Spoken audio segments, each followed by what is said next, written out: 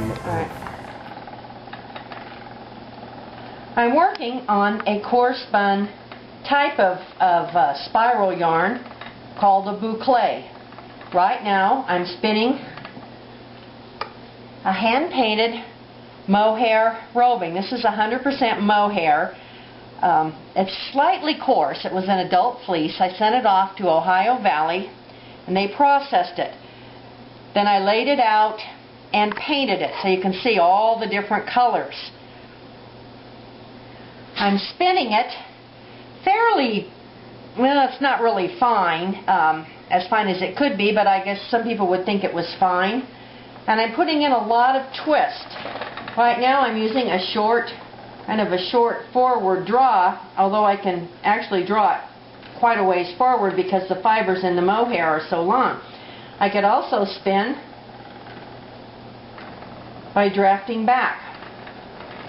What I want to do is put quite a bit of twist in this before it wraps on, because I'm going to be wrapping it around a core yarn, pushing it up to make little boucle bumps. Then I'm going to spin it a third time with a binder yarn. Right now I'm spinning in a clockwise or Z direction to make a Z twisted yarn. Making a boucle yarn is not hard, but it is labor intensive because there are basically 3 spinning jobs that you do.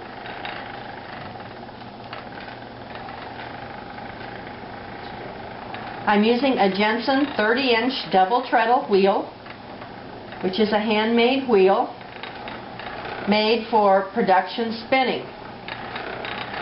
And I can go pretty fast, but that's not the point. I just tend to be a fast spinner, and people in my guild are always teasing me about it.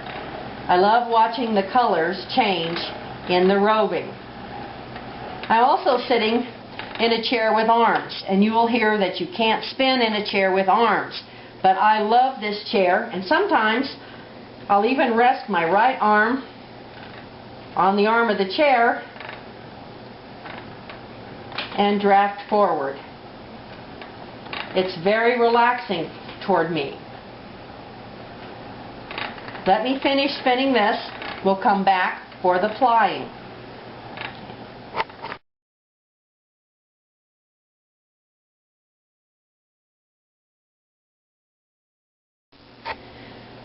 I finished spinning a bobbin of my multicolored mohair. I'm using mohair primarily because it's one of those yarns that really makes a nice boucle. For my core, or the middle, I'm going to use 100% hand-spun wool. You don't have to use hand-spun. In fact, a core is a very good place to use commercial yarn because not much of it shows. I happen to have hand-spun on hand left over from other projects. This is very firmly spun, which is a good thing because as I work, I'm going to take a lot of twist out of it. You're going to cover a lot of the yarn, but you'll still see through a little bit. I'm going to go with the blue. I'm not quite sure why, but I think it was going to jazz this up.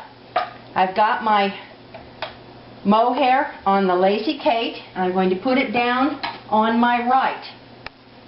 My wool is coming out of a center pull ball.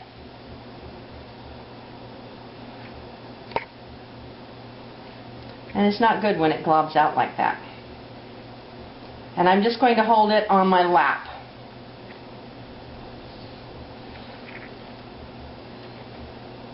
I'm going to get started just by plying a little bit to get everything going.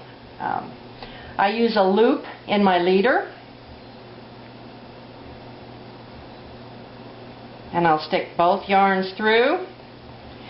I spun both of these yarns to the right, or Z. Now I'm going to ply them S. I need to get my wheel adjusted so that it really pulls in. I want quite a bit of pull on it. Now I'm going to spiral the mohair loosely around the wool and then push it up. And this is not drawing in too well.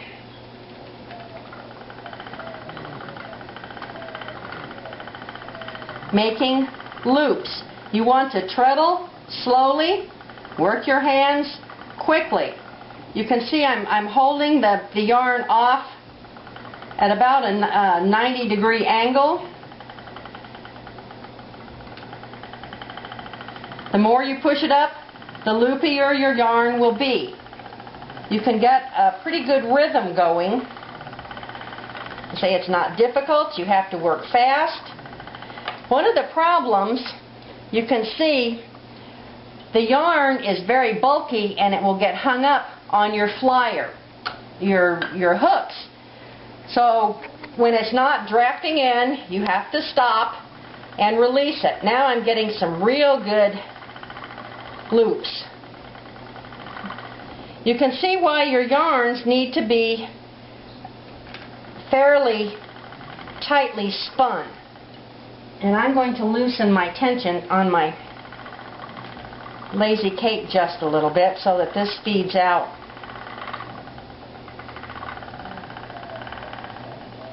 And here again, it's getting caught. You can see the little bit of the core that you can see through. So your core can add a lot to your design. You don't have to have a multicolored yarn for your wrapper. You can use just a plain color. You can spin the yarn, finish it, and then go back and hand paint it if you want. There's so many things you can do. Now what's happened is that while I was talking and spinning, my core yarn spun apart. It just unplied or unspun. This is common. You don't have to panic. You just back up a little bit.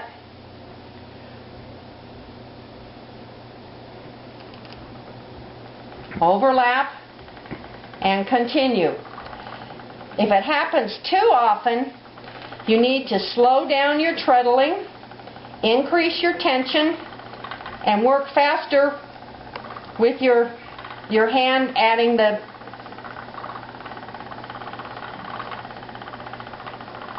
other yarn. I'll be back when I've finished plying these two yarns.